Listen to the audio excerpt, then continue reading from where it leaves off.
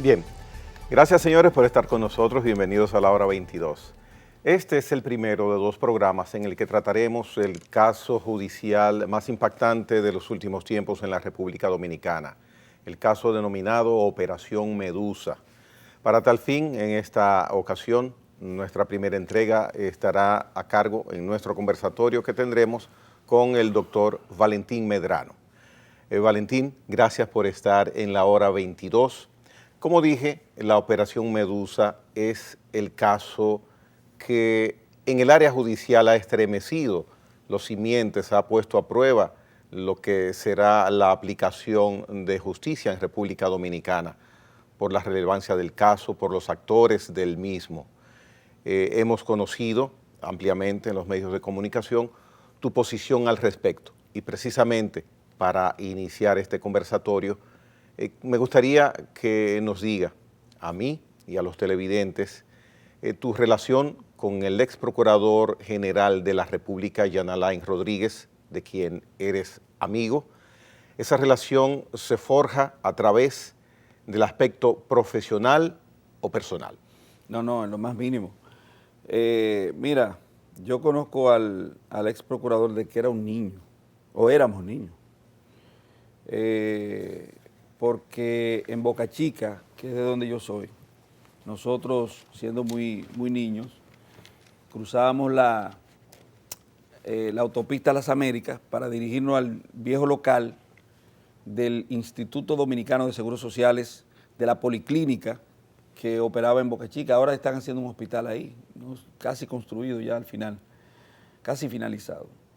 Y detrás de en ese mismo sector, en esa zona, unas cuantas casas después, vivía un eximio periodista dominicano muy conocido que dirigía era propietario y director de dos revistas internacionales, que era Bohío Dominicano y La Cotica, me parece que se llamaba la otra. Era el señor Luis Augusto Caminero. Y él era tío del ex procurador. Y cuando pasábamos por allá, yo siempre fui de mal comer, de niño. Para yo comer había que hacer toda una parafernalia. Y los muchachos que me acompañaban y eso, actitud de muchachos de barrio y pobre, siempre departieron con el ex procurador siendo niño, y él era muy solidario con los muchachos y le daba mucho de comer, compartían, jugaban, de igual a igual. Y eso a mí me impactó de niño, y cuando ocurre que ese señor es nombrado como Procurador General de la República, yo tampoco, un azar de la vida, no me acerqué a él. Situaciones, recuerdo que abogados ya cercanos a él en asuntos profesionales me dijeron, pero mira, nosotros necesitamos que tú nos acompañes porque tenemos que hacer tal cosa, un estudio relativo al acuerdo Odebrecht, al acuerdo con Odebrecht. Y ahí, en esas circunstancias, yo vuelvo a conocer al ex procurador. Y he de decir, bueno, que me trató con mucha afabilidad, me aperturó su amistad, me la extendió, tendimos puentes de entendimiento. Y mira, esto que yo te estoy diciendo, él no lo sabe. Esto que yo te estoy diciendo, desde cuándo lo conozco, él no lo sabe. O sea, en esos encuentros que mencionas ya como abogado en la Procuraduría, ¿no les remembraste esos episodios? No, para nada. Primera vez, y ya sabes por qué te lo manifiesto a ti, primera vez que lo digo, porque la gente entenderá, y en esta manipulación constante que se da y en estos vejámenes naturales que se dan, por ejemplo, a través de las redes, te sindican, te etiquetan, te acusan. Por ejemplo, le debe favores, se hizo rico con él, ganó qué sé yo qué. Yo nunca. ¿Por qué defiendes a Jean Alain Rodríguez? No eres parte de su barra de defensa. En esta ocasión yo no estoy defendiendo a Jean Alain Rodríguez. Pero planteas posiciones de defensa. En esta ocasión yo estoy defendiendo el debido proceso de ley. Yo te estoy defendiendo a ti, a Gregory Taimares. Estoy defendiendo a ese muchacho que está ahí en la Cámara, o a cualquiera de los muchachos que están aquí trabajando. Yo estoy defendiendo al pueblo dominicano, pero el pueblo dominicano tiene que aperturar su mente y su corazón para ver las cosas que yo estoy diciendo. Porque si Jean Alain Rodríguez representa peligro de fuga en la República Dominicana, siendo un muchacho de origen, vamos a decir, clase media alta, y que cuando llega al servicio público tiene una condición determinada en términos económicos, de familia, que son las exigencias que establece el artículo 229 del Código Procesal Penal. Si él representa peligro de fuga, aquí nadie está exento de representar peligro de fuga. Si un ex procurador de la República no tiene arraigos suficientes en este país, yo te pregunto, Gregory Taimares, ¿quién lo tiene? Sin embargo, para la aplicación de medidas de coerción en contra de él, específicamente, la doctora Kenia Romero adujo que él podía representar peligro de fuga o distracción del proceso. ¿Y por qué? Basado específicamente en las imputaciones que hace el Ministerio Público sobre Jean Alain Rodríguez, leo: presunta comisión de delitos de asociación de malhechores, estafa contra el Estado, soborno, coalición de funcionarios, falsedad de documentos públicos, robo de identidad, delitos electrónicos y lavado de activos. Bajo este predicamento, esa postura es que la doctora Ramos decide aplicar 18 meses de coerción, la máxima y excepcional coerción de todas las posibles para una persona que se ha imputado de un caso por parte del Ministerio Público. Mira, a mí no me gusta que la gente piense que yo puedo torcer el derecho. Ahí hay una torcedura abismal de la norma. Y poco importa quién lo haga, porque tú puedes tener toda la autoridad del mundo, que te la concedan las leyes y la Constitución, pero nunca la autoridad se da o se otorga para poder ir en contra de los límites legales y la Constitución. Es decir, tú nunca vas a tener autoridad para proscribir la ley, para irte por encima de la ley o para afectar la ley. Entonces, yo quiero que tú veas algo. No quiero decírtelo, sino que tú lo aprecies y que el pueblo que está ahí escuchándonos también tenga la oportunidad de verlo. Aquí hay, ese es el artículo 229 del Código Procesal Penal. El artículo 229, como se aprecia ahí, es el ámbito de discusión del peligro de fuga. Tiene 8 numerales, 8 numerales. Y entre esos numerales no está el que mencionó la magistrada Kenya. Y ninguna autoridad legal o judicial, ninguna autoridad ministerial puede violentar lo que la norma dice, salvo establece el artículo 25 del Código Procesal Penal y establece la Constitución de la República para favorecer al que se encuentra su júdice, no para desfavorecerlo. Entonces hay una aplicación del principio de favorabilidad contenido en el artículo 74 de la Constitución en perjuicio de esos ciudadanos, creando un precedente nefasto. Pero hemos visto que en la práctica, en casos de este tipo, donde está Ministerio Público acusando exfuncionarios o funcionarios, medidas de coerción similares se han aplicado aduciendo precisamente la posibilidad de evasión. Yo te voy a poner el mejor ejemplo que hay. En una oportunidad yo tuve la ocasión de estar transmitiendo la medida de coerción más impactante de los últimos años en la República Dominicana, tal vez superada por uno de estos procesos. Era el caso de Odebrecht. Y yo estaba en una planta televisora y a preguntas de las personas que estaban conduciendo el evento, yo decía: ninguno de esos imputados califica para prisión preventiva. Si tú te vas a la legalidad del proceso, lo que dice el artículo 229, todos tienen arraigos más que suficientes, de conformidad con lo que establece la norma, la ley. Te sigo diciendo lo mismo. Pero el arraigo no es no es la única garantía de que una persona no va a escapar. Es la única garantía que la ley te dice, porque ahora te diré lo siguiente. Pero también le puede dar ese mismo arraigo la facilidad. ¿Para qué? Para distraer de alguna u otra forma u obstruir el proceso con capacidad económica. Obstruir en contra del Estado, del Big Brother, obstruir en contra del Estado para asuntos que están en sede del Estado mismo, en sede administrativa. ¿Cómo tú puedes obstruir eso? Pero vamos a poner el ejemplo de Odebrecht de nuevo. Yeah. ¿Dónde están los imputados de Odebrecht? ¿Cuál de ellos ha sido un óbice para la realización del proceso? Una medida de coerción, la gente debe saber, una medida de coerción es la forma en que la persona acude al proceso. La medida de coerción no tiene otro fin que no sea el aseguramiento del imputado en el proceso. Si tiene poco arraigo, va preso porque no representa garantía de que se va a presentar al proceso. Si tiene mucho arraigo, debe estar suelto porque representa garantía de que se va a presentar al proceso. Y te voy a poner el ejemplo siguiente. Cuando el ex procurador juró ante el CIRD, que creo que fue su primera actividad pública, su primera actividad en la administración pública, cuando juró ante el CIRD, el ex procurador declaró una fortuna de 200 y tantos millones de pesos. ¿Tú crees que una gente se va a ir de aquí y va a dejar una fortuna de 200 y pico millones de pesos? Pero también va a dejar a la familia. Va a dejar sus bienes, va a dejar su historia.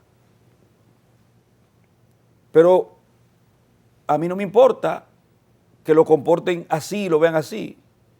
Lo que yo veo, y soy egoísta en eso, es que si un ex procurador no tiene arraigo, Valentín Medrano no tiene, Gregory Taimares no tiene, y toda esa gente que nos están viendo en la televisión tampoco tienen arraigo. Tú eres peligro de fuga, yo soy peligro de fuga. Es que estamos inaugurando, señor, un precedente nefasto, un aniquilamiento de la garantía de derechos del todo humano en la República Dominicana. Esa es la realidad. ¿Y de dónde puede surgir eso entonces, si se te toma la palabra como eso cierta? Se llama lawfare. Te invito a que lo investigue, que es una forma de utilización del sistema de justicia para persecución política. Eso está ahí, se escribe lawfare, por su nombre en inglés, lawfare, que lo primero que procura es el aniquilamiento moral de la persona, utilizando medios de comunicación y periodistas de cierto renombre, que se emplean en la tarea de hacer ver como delincuente a una persona por razones políticas y después, a través del sistema de justicia, a esa persona lo aniquilan también desde el punto de vista judicial. Eso ha ocurrido en toda América Latina, en Europa y hasta en los Estados Unidos en algunos estados. Por eso ha sido identificado científicamente, se le ha dado una definición y por eso es causa de estudio político, sociológico, antropológico en la región, sobre todo de América Latina. Entonces, ¿no es potestad en este y otros casos de la justicia aplicar esas medidas de coerción, con prisión? Bueno, la justicia puede hacer sencillo. ¿Cuánta gente fueron sometidos en Odebrecht? ¿Y cuántos fueron acusados? ¿Cuántos fueron segregados? Es obvio que hubo medidas de coerción que fueron injustificadas. Fueron injustificadas todas, pero hubo unas de personas que no fueron acusadas, que fueron execradas del proceso, que fue una extralimitación del poder punitivo del Estado. Entonces, cada vez que una persona es absuelta, por la razón que fuera, cada vez que una persona es absuelta, se equivocó imputacionalmente el Estado. Y eso, aunque usted tenga potestad y facultad para llevar a efecto acciones dentro de lo que la norma le establece, no siempre usted tiene la razón. O sea, medidas de coerción, como dicen en el argot popular, a titirimundate, a todo el mundo, medidas de coerción, perfecto, pero ¿cuántas medidas de coerción aterrizan en una determinación de responsabilidad más allá de toda la duda razonable o de firmeza, como dice la norma? ¿Cuántas? Muy pocas. Entonces, en esas otras ocasiones, se equivocó, sindicacionalmente hablando, se equivocó el órgano del Estado persecutor y los jueces que dieron también, otorgaron esa medida de coerción.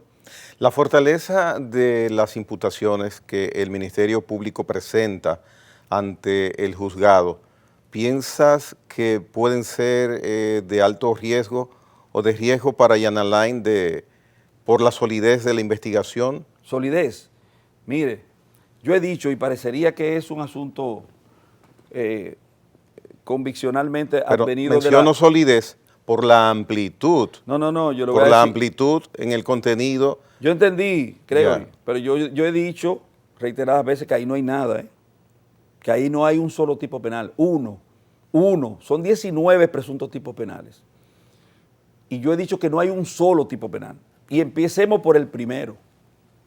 Dio, una empresa del señor Miguel José Moya, que pacta con el Ministerio Público. ¿Usted sabe con un acuerdo, Gregory? El Claro. artículo 1101 del Código Civil de la República Dominicana define lo que es un acuerdo. El artículo 1108 te dice a ti cuáles son las aptitudes o facultades que se tiene para contratar. Y el 1109 te dice cuáles son los vicios del consentimiento. El 1134 te dice a ti que el pacto legalmente asignado entre las partes tiene fuerza de ley para ellas. Y cuando hay una violación contractual, tú sabes cuál es el ámbito de discusión y cuál es la esfera del derecho que impera y que actúa. Los tribunales ordinarios. El Tribunal Civil. Ya. En este Entonces, caso civil. si el señor Moya pactó, acordó, y tú verás que no vas a encontrar un solo verbo típico, y aclaro, un verbo típico es el verbo que define el hecho que está prohibido por una norma penal. Por ejemplo, matar, robar, sustraer, violar.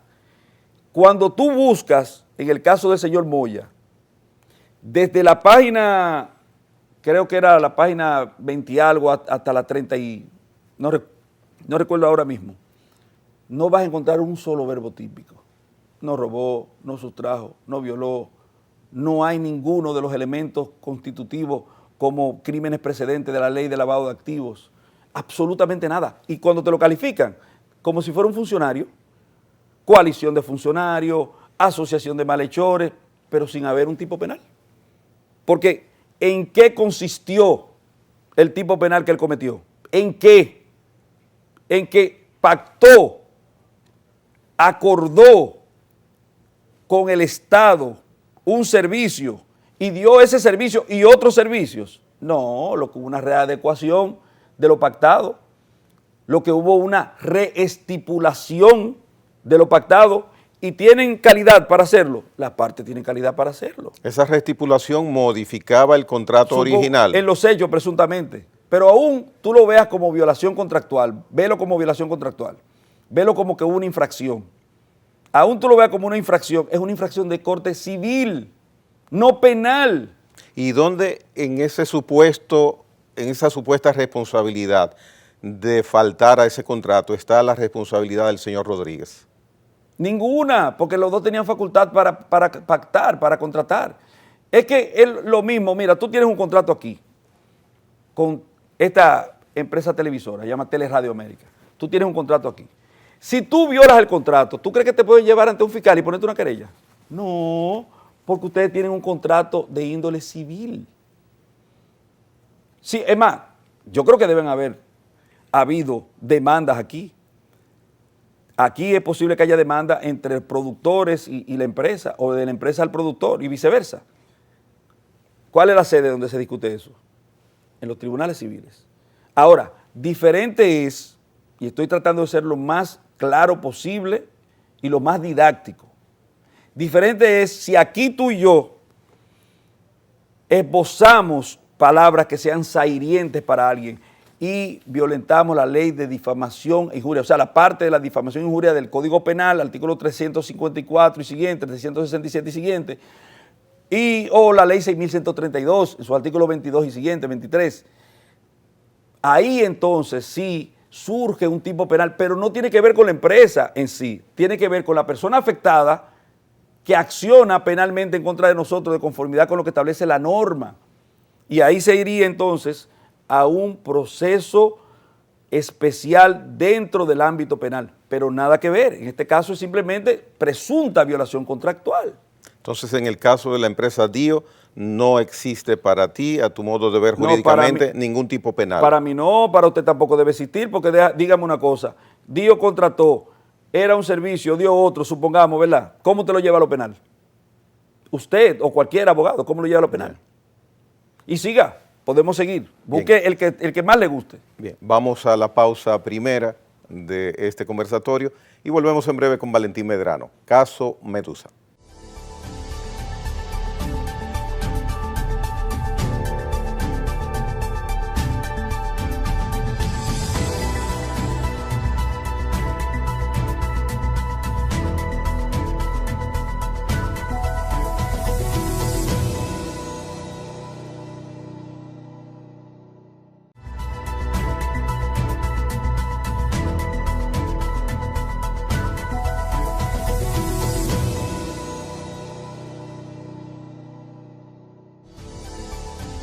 Bien, continuamos conversando con Valentín Medrano sobre el caso Medusa.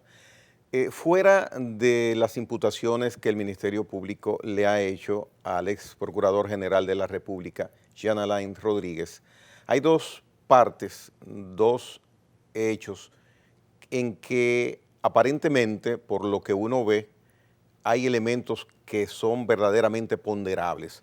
Uno, la construcción de la cárcel denominada La Nueva Victoria, en Las Parras, y el otro, un cheque que fue elaborado apenas días del ex procurador dejar su cargo en agosto pasado.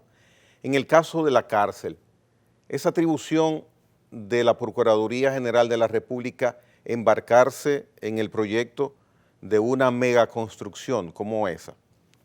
Bueno, sí, es su atribución, porque eso está dentro de la procura de humanizar, primero de tratar a los penados, de tratar y ubicar. Es obvio que si usted tiene una población carcelaria increciendo desde el año, bueno, desde tiempos inmemoriales, siempre va creciendo. No recuerdo de una estadística en que la población carcelaria se haya disminuido de un año a otro.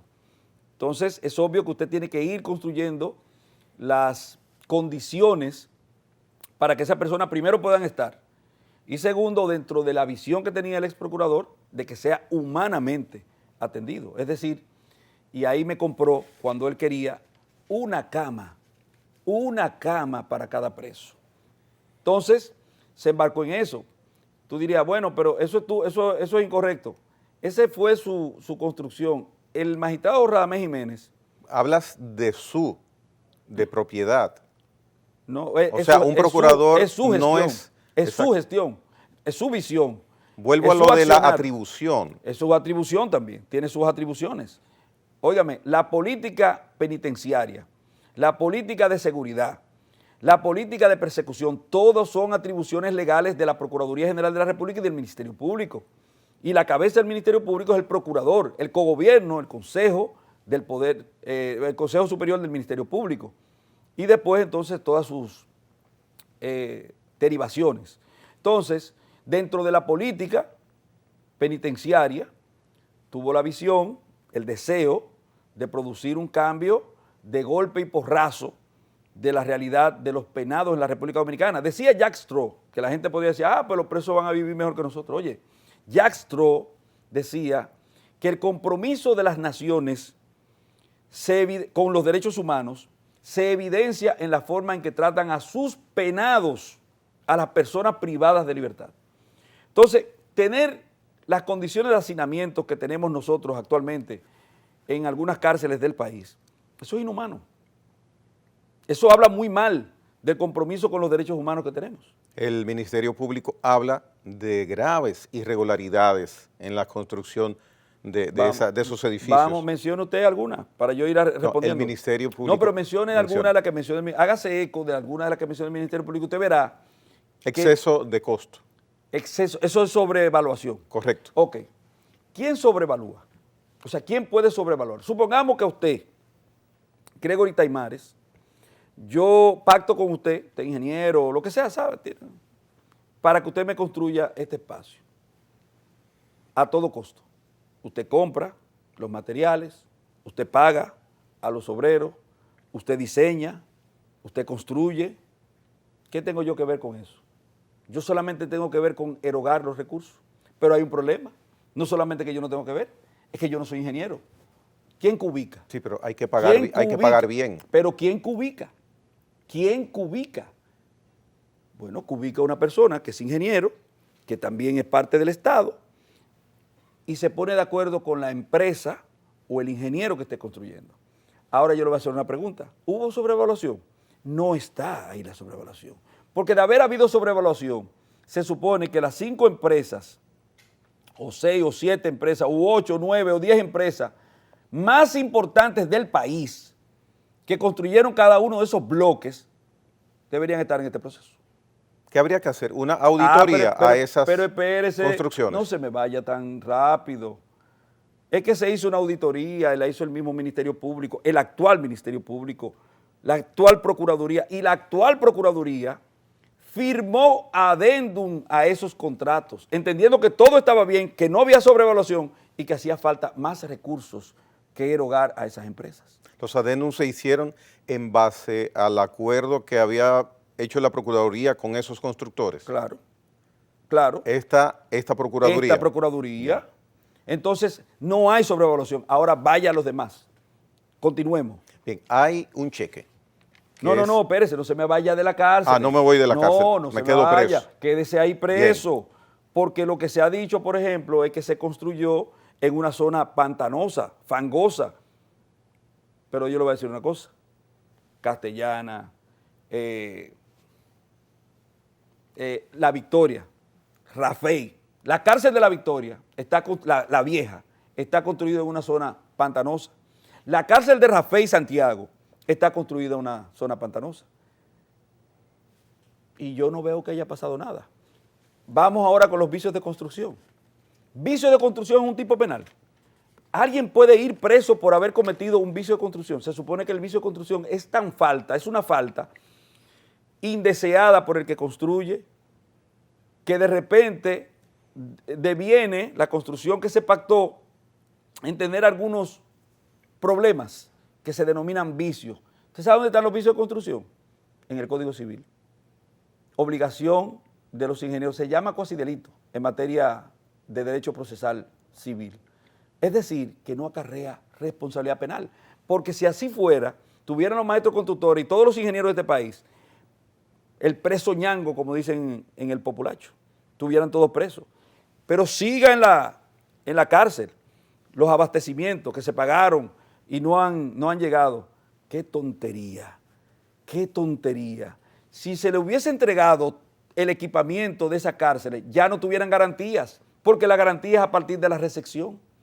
Y es el único rubro en construcción donde usted puede pagar de anticipo el 80%, contrario a las obras que usted tiene que pagar el 25%, y que me corrija un ingeniero.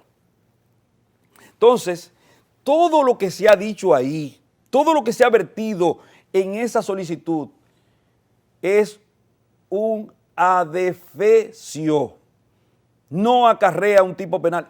Y vamos a su cheque, porque yo no quiero que usted se quede sin su cheque. Bien, vamos al cheque.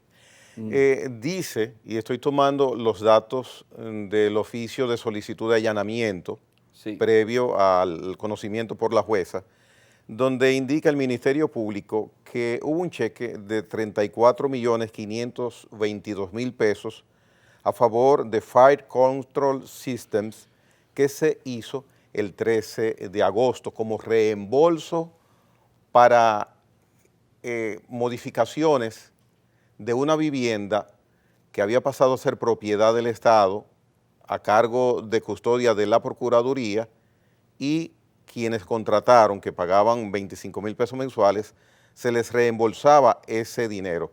Estamos viendo ahí el cheque de Marras. Usted va a mencionar que no se cobró. No solamente eso. Pero no, ¿por qué no se cobró, pregunto, y por qué se hizo ese cheque si el contrato originalmente no hablaba de que pudiese reembolsarse cualquier tipo de gasto en ese inmueble. Mire, vuelvo, oiga lo que usted, la Son palabra... preguntas que Sí, le estoy haciendo. Pero oiga la palabra que usted utilizó. Contrato.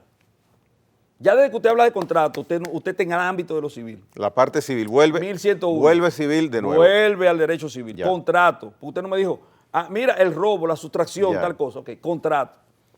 ¿Qué ocurre? Fire Control System, una empresa, pacta con el Ministerio Público que intentó vender en múltiples ocasiones, venta en pública subasta, un bien inmueble de altísimo costo. Y nadie se interesó. Cumpliendo con las reglas de juego, con la norma, se puso en venta un bien que había sido comisado por el Estado.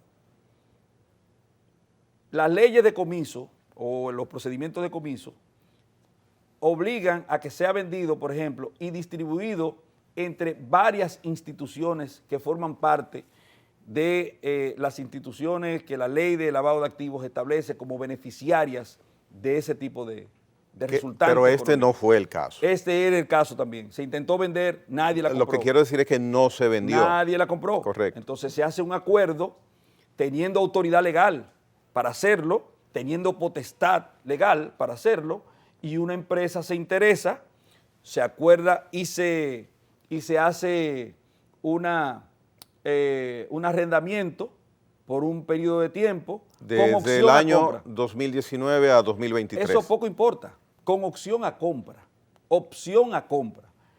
Esa persona se le autoriza a que hagan remodelaciones dentro del inmueble, porque van a ser los futuros dueños y ya ellos tienen que ir acondicionando sus cosas para tenerla lista para cuando se produzca el pacto, el acuerdo final.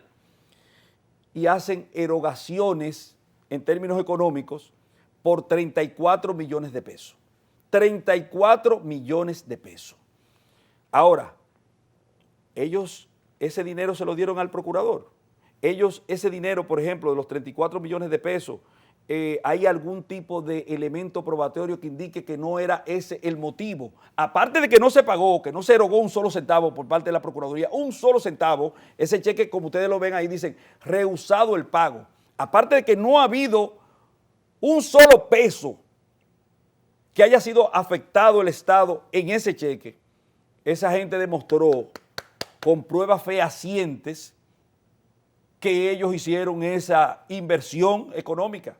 Pero dice el Ministerio Público que en el contrato original, contrato que el mismo Ministerio Público dice fue alterado, no se estaba estipulado que se reembolsara ningún gasto en el contrato original y que fue alterado luego para poder justificar legalmente el reembolso del monto que cayó en 34 millones de pesos. Pero yo le hice una pregunta también, doctor. ¿Por qué se hizo el cheque y por qué no se cobró?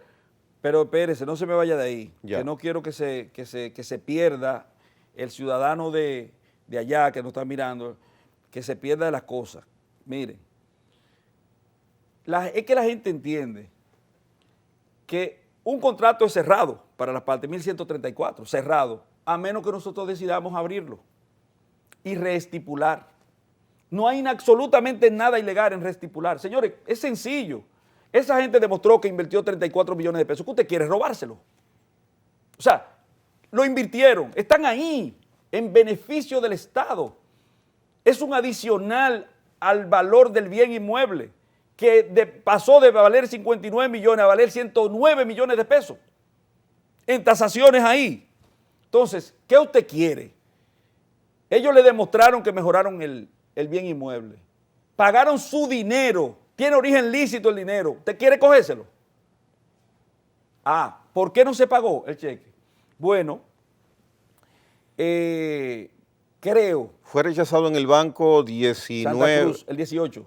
El 18 de agosto. El 18 de agosto. 5 días después de emitirse el cheque. Sí, pero antes de eso, el cheque, ya las personas que eran propietarios de ese dinero, que son legítimos propietarios de ese dinero, que no se están robando un peso, que no es que hicieron algo indebido, que no fue que esas personas ajustaron o definieron en su conducta una norma proscriptiva, no han hecho nada malo.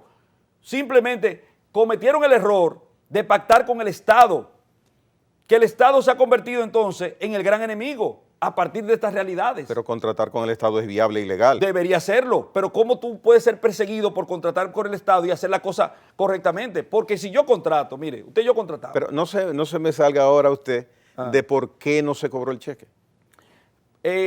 Ellos sabían ya que el cheque no iba a clirear, como dicen en él, y fueron a la Procuraduría solicitando que le hicieran un nuevo cheque. El magistrado dijo, ya esta no es mi gestión.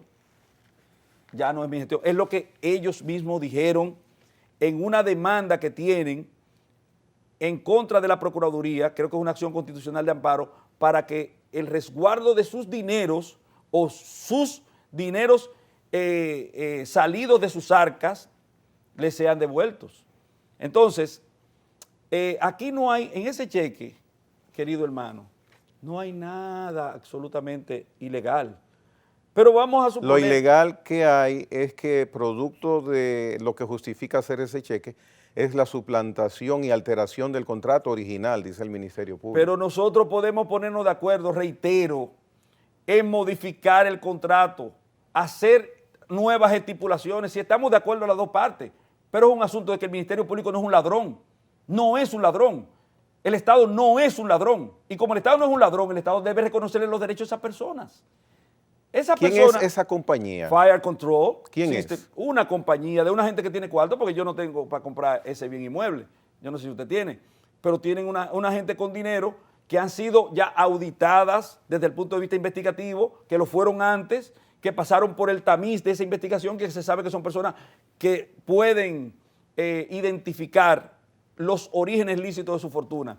Compraron una casa al Ministerio Público, o sea, opción a compra, hicieron erogaciones, invirtieron, pero lo único que usted tiene que hacer es mandar a un ingeniero o al CODIA para que haga un levantamiento y le diga si los 34 millones de pesos se justifican, porque ellos presentaron con facturas, presentaron que habían erogado ese dinero, porque ahí no hay nada de malo, nada de ilícito. Además, si se tratara de una violación contractual, vuelvo y reitero, ¿dónde usted lo discute? ¿En el tribunal penal? No, en el tribunal civil. Doctor, esa presentación de imputación por parte del Ministerio Público al ex procurador da la impresión de que ese cargo estaba siendo ostentado por una persona cuyo único objetivo era delinquir por los tantos y tantos actos delictivos que se le imputan. Pero que no hay un... pero usted no me ha escuchado. No, yo le estoy... Oiga, claro que le he escuchado. No le haga caso a lo que diga nadie, porque para eso nosotros tenemos, primero, una cabeza... Un expediente casi 300 páginas. 294, 86 solamente de formulación de cargos, o sea, de imputaciones, de relatoría de imputaciones, que no son imputaciones. El principio del conocimiento científico es la duda. Usted no puede comprarle la teoría que nadie le venda. Nadie. Yo puedo venir a afirmar aquí y estoy afirmando, pero yo estoy diciendo páginas, razones, lógica, derecho, para que la gente se haga su propia convicción. Entonces yo le digo una cosa a usted. Busque cualquiera otro. Ya llevamos dos, ¿verdad? Busque cualquier otro.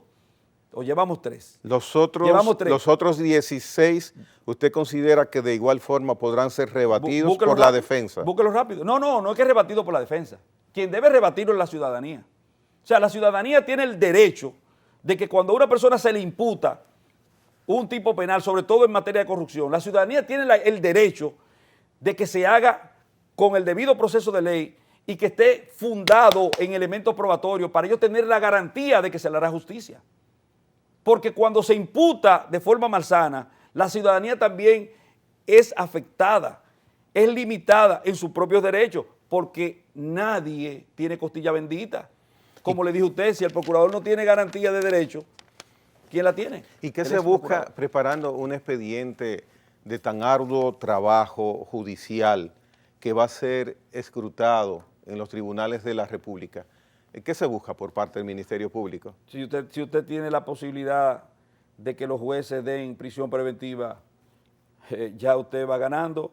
Esto es persecución política, oiga, que no le quepa a nadie la menor duda.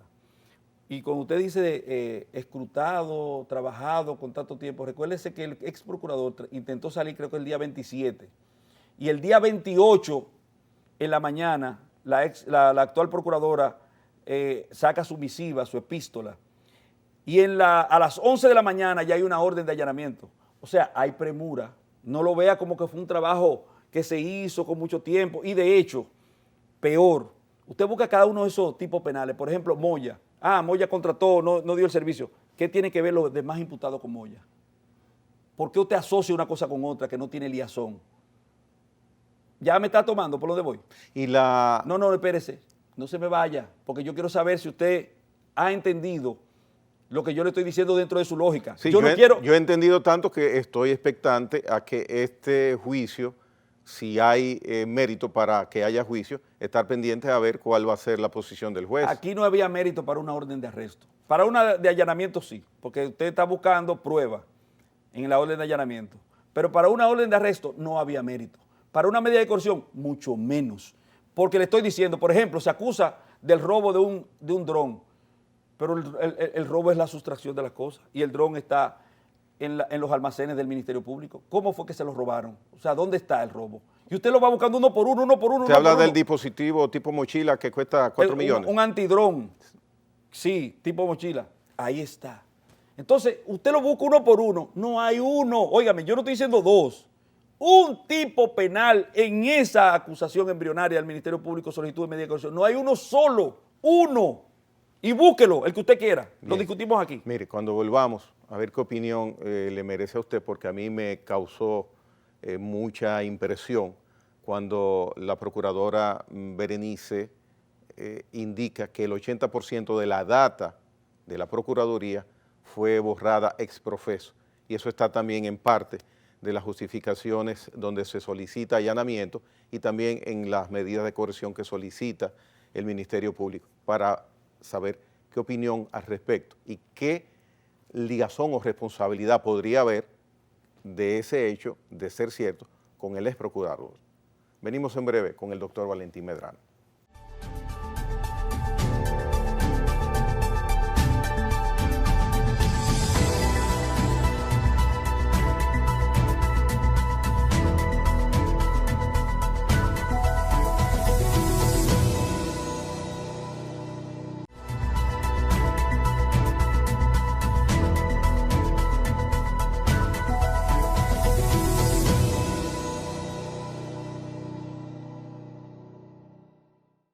Bien, continuamos en el conversatorio con el doctor Valentín Medrano sobre el caso Medusa. Mire, doctor, el señor Javier Forteza Ibarra, quien fue director de tecnología de la Procuraduría General de la República desde el año 2016, indica el folio acusatorio del Ministerio Público que el 20 de febrero del año pasado, 2020, Javier Forteza Ibarra, eliminó la base de datos de los servidores de los departamentos administrativos, como son el portal web institucional, el portal de impedimentos de salida, la data almacenada en el correo de la Procuraduría, donde se encontraban también los datos y los usuarios de los fiscales y el personal administrativo, la base de datos de la Dirección de Prisiones, de extradiciones, de bienes incautados y también de otros departamentos. Si esa acusación en contra del director de tecnología de la Procuraduría General de la República se comprobase, ¿cuál es la relación legal directa como responsabilidad, le pregunto yo, que tendría el ex Procurador General de la República, el señor Jean Alain Rodríguez? Mire, yo le he dicho de forma reiterada que no hay liazón, no hay un cordón umbilical que usted pueda trazar entre un tipo penal y un imputado, presuntamente tipo penal y un imputado, con respecto a otro imputado. Se lo pregunté porque en la acusación que leí en el segmento anterior, la motivación del Ministerio Público incluía entre los tipos penales violatorios delitos electrónicos, y este es un delito electrónico. de comprobarse. Sí, de comprobarse. Pero ahí mismo vuelvo al tema de la responsabilidad, de la autorización, de la facultad legal. Si a usted yo lo nombro ahora mismo como director de tecnología de aquí o De la Procuraduría. de la Procuraduría, con el nombramiento ya usted tiene autorización para ingresar a todos los servidores. Ya el acceso, el denominado acceso ilícito no existe. Porque usted tiene, para que haya un acceso ilícito, usted tiene que no tener autorización legal para entrar. Además, Aquí fuera del acceso, dice Jenny Berenice, hubo delete, o sea, borrar, eliminar ahí no hubo un nada. porcentaje. Mire, ahí no existen esos. No hubo nada, absolutamente, porque le voy a decir una cosa, hace rato que los servidores institucionales están en una nube. Usted puede borrar físicamente lo que borre y al final de cuentas, eso está, hasta usted lo tiene en una nube, yo estoy seguro. Su información usted la tiene en una nube. Pero, ok, existen porque hubo que recurrir a la nube. No, no existen porque hubo que recurrir a la nube. Lo que no existe es la borradura que dice el Ministerio Público. Además, es mentira. Es mentira, pero aparte que es mentira, es peligroso, porque déjeme decir una cosa, los servidores lo tienen ellos ahí. Los servidores lo tienen ellos. Y si fueron capaces... Pero entonces, ¿a quién yo le voy a creer entonces? Sí, pero hay que esperar un juicio. Pero el señor Moya estuvo sometido a un proceso, y usted lo vio en un segmento anterior, por un asunto civil, sometido a un asunto penal por la presunta violación de un contrato. Entonces, ¿a quién usted le va a creer? No le crea a nadie. Eso es lo bueno, no creerle a nadie y hacer su propia investigación y llegar a su propia convicción. Yo le estoy diciendo, pero mire, usted dijo en el primer segmento que la justicia estaba tomando una actitud de tipo político porque no había mérito para aplicar como coerción la prisión como medida preventiva. Ahí no había mérito para una orden de arresto, le dije yo. Hay mérito para una orden de allanamiento, lo reitero, pero eso no sirve para absolutamente más nada desde el punto de vista imputacional. Pero vamos a poner a Forteza como que sí, como que Forteza cometió un ilícito llevando efecto acciones que son propias de su función, haciendo lo que la ley y su mandato le permiten. Vamos a suponer que él describió un tipo penal en eso. Y le voy a hacer una simple pregunta. ¿Qué tiene que ver con eso entonces el señor Jonathan Rodríguez? Que tiene similar medida de coerción, 18 meses. Sí, pero ¿qué tendría él que ver? O la señora Altagracia Guillén. ¿Qué tiene que ver con eso? Ella borró también, empezó a borrar cosas. O el mismo procurador, ex procurador. ¿Qué tiene que ver con eso? Es para que usted entienda cómo estas personas hicieron un arroz con mango y metieron a todo el mundo en un expediente que no tiene liazón, es como macos y cacatas. Por eso el ex procurador mencionaba sancocho. Esto es un sancocho, porque vuelvo y le reitero, acusan a una dama de que distrajo en su favor materiales de construcción de un almacén para presuntamente mejorar un bien inmueble que tiene. ¿Y qué tiene que ver un procurador con eso, un ex procurador? ¿O qué tiene que ver Forteza, que tenía que ver con el asunto computacional? ¿O qué tiene que ver el administrativo? ¿O qué tiene que ver la señora que hacía las ubicaciones allá? Es para que usted entienda y el pueblo entienda que lo que han hecho es extremar los límites del derecho penal. El derecho penal tiene sus propios límites y uno de ellos, y el más importante para mí, es el principio de última ratio constitucional, que le dice a usted que el derecho penal interviene cuando otra esfera del derecho no puede resolver el conflicto jurídico de que se trate.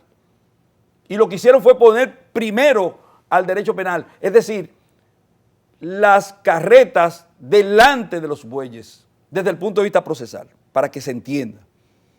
Esto es un desaguisado, esto es una arbitrariedad, esto es un abuso de potestades. Esto es persecución de la más vil. Y vuelvo y le reitero, la gente entenderá, este se está buscando su cuarto, y este lo está diciendo, o porque es amigo, o por lo que sea. No, yo soy egoísta en eso. Vuelvo y lo reitero. Yo lo digo porque a cualquier hora le pueden fabricar un caso. Y no tiene que tener necesariamente en la definición el verbo típico que comporta por obligación un tipo penal. Eso es derecho peligrosista, estado policíaco persecutorio. Esa es la realidad de lo que estamos viviendo hoy día en el lawfare dominicano. Bien, doctor Medrano, esta participación suya de hoy día abre una comparecencia adicional, pienso, porque verdaderamente ha estado muy bien concatenada toda esta exposición que ha hecho, pero verdaderamente por razones de tiempo y por los puntos pendientes que hay de tocar sobre este aspecto de su postura legal, pues pienso que amerita una participación adicional que ya elaboraremos y le daremos la debida difusión para que los televidentes de la hora 22 lo sepan. Como ya hemos anunciado, otro abogado con una postura diferente a la suya respecto a este caso jurídico participará posteriormente a usted en el día de mañana, que es el doctor Marino Elsevif, dando... Un amigo. Sí, son amigos ambos, dando sus pareceres legales también. Así que, adicional, una apertura suya nueva vez aquí estaría procedente a realizarse para que no nos quedemos truncos. Dice que las secuelas nunca son buenas, la segunda parte, pero yo con mil amores vengo para acá. Muy bien, muy bien. Para mí es un honor estar aquí con usted, don Gregorio. Gracias. Valentín Medrano, caso Medusa, caso interesantísimo de la Judicatura Nacional. Gracias por su atención.